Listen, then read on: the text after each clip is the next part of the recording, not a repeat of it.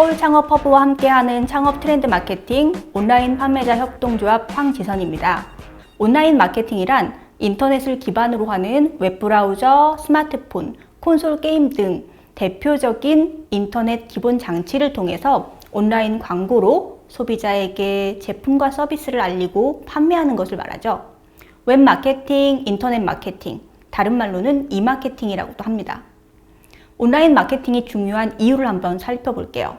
2020년, 21년 코로나 사태 이후에 생활 및 비즈니스 전반에 걸쳐서 비대면으로 전환되는 부분이 많아졌죠.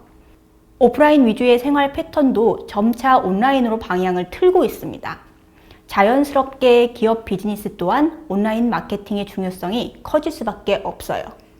인터넷 사용하는 시간이 늘어나고 모바일 환경이 발전함에 따라서 고객과 비즈니스를 연결해주는 웹사이트 또는 모바일을 활용한 온라인 마케팅이 영향은 기하급수적으로 증가할 것으로 예상되죠. 2020년 기준 대략 20억만 개 이상의 웹사이트가 존재한다고 합니다.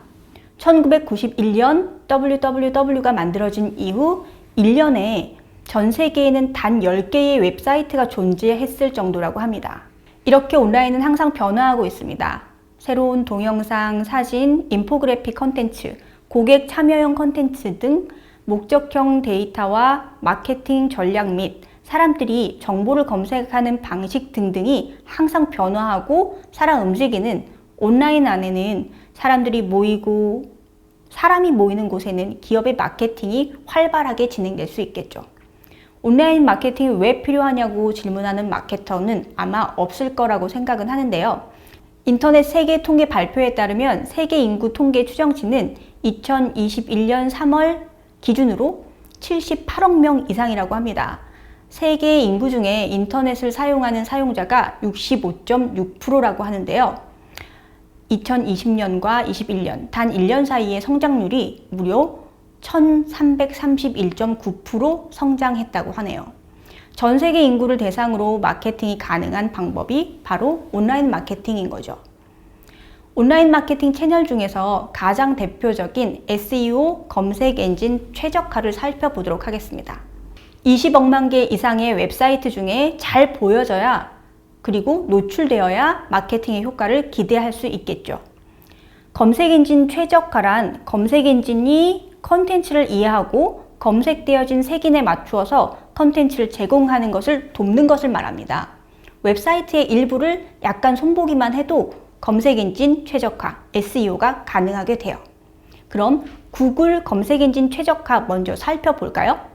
구글에서 크롤링하는 페이지는 수십억 개가 넘기 때문에 일부 페이지는 발견되지 못하는 경우가 발생합니다. 구글의 크롤러가 특정 사이트를 크롤링하지 못한다면 그 이유를 개선해 주어야 하는데요. 여기에서 크롤링이란 신규 또는 업데이트된 페이지를 찾는 프로세스를 일컫는 용어예요. 그리고 크롤러는 웹에서 페이지를 크롤링한 다음 색인을 자동 생성해주는 소프트웨어를 이야기하죠. 구글은 웹 크롤러를 사용하는 완전히 자동화된 검색 엔진입니다. 웹 크롤러는 지속적으로 웹을 탐색하면서 구글 색인에 새로 만들어진 추가할 사이트를 계속해서 찾는 거죠. 모바일 전략 또한 SEO 최적화에 집중해야 할 때라고 보여지는데요. 웹사이트에서 모바일 환경을 지원하도록 구현하는 방법은 여러 가지가 있지만 반응형 웹 디자인을 권장하고 있습니다.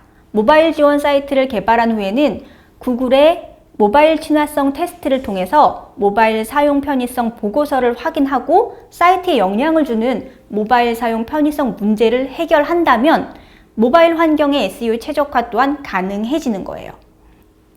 크롤러가 내 사이트를 보다 쉽게 발견할 수 있도록 하는 방법을 간단히 살펴볼까요? 사이트 맵을 제출하는 것이 가장 좋습니다. 사이트 맵은 사이트에 있는 페이지, 동영상, 기타 파일과 그것과 관계된 모든 정보들을 제공하는 파일인데요. 구글과 같은 검색 엔진은 이 파일을 읽고 사이트를 더 효과적으로 크롤링한다고 하죠. 구체적인 페이지의 제목을 만들어야 하고요. 사이트의 모든 페이지에 타이틀, 즉 태그가 지정된 제목이 있는지를 확인하셔야 합니다. 페이지 제목은 구체적이고 간결해야 하고요.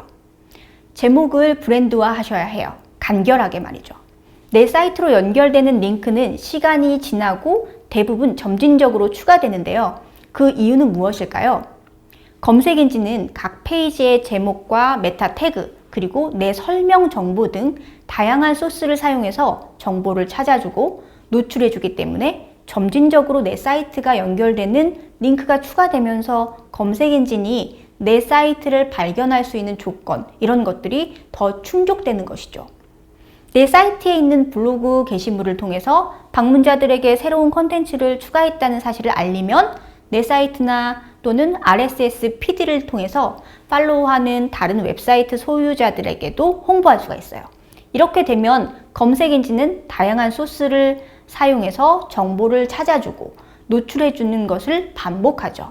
점진적으로 노출 링크가 추가된다는 원리입니다. 이렇게 순환되면서 내 사이트로 연결되는 링크가 더 많아지고 더 많아지면 점차 더 크롤링되는 횟수가 많아지고 내 사이트가 좋은 자리에 노출되는 원리입니다. 검색 엔진 네이버의 경우도 살펴볼게요. 네이버 SEO 최적화를 위해서 반드시 알아야 하는 항목이 좀 있어요. 네이버 검색은 웹 수집 로봇인 에티가 수집한 정보를 기반으로 해서 검색 서비스를 제공하고 있습니다. 사이트의 문서에 네이버 검색 로봇이 접근이 가능하도록 허용해 주는 것, 이거 상당히 중요하죠. 에티가 내 사이트를 알고 있을 때 내 사이트를 조금 더 좋은 위치에 노출시켜 주려고 노력해 주겠죠. 이렇게 하면 네이버 검색 엔진이 접근이 가능하게 해주기 때문에 다른 검색 엔진의 접근까지 허용할 건지 안 할 건지에 대한 것도 소스로 만들어 주셔야 해요. 네이버 웹마스터 도구에 사이트를 등록하는 것, 사이트맵을 제출하는 구글과 비슷하죠. 구글과 동일하게 모바일 친화적인 반응형 웹을 구축하는 것이 유리합니다. URL은 단일 URL을 사용해서 호스트를 사용하는 것을 추천하는데요. 같은 컨텐츠가 다른 여러 개의 URL을 중복해서 사용하면 검색 결과에 제대로 노출되지 않을 수도 있어요.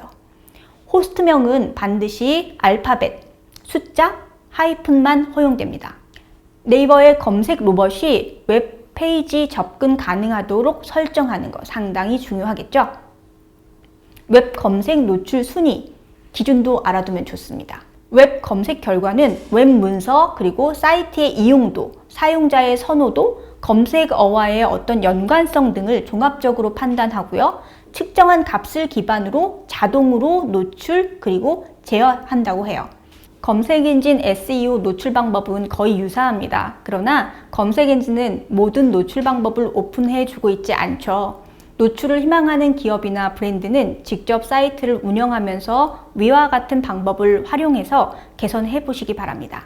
이상으로 서울창업허브와 함께하는 창업 트렌드 마케팅 온라인 판매자 협동조합 황지선이었습니다.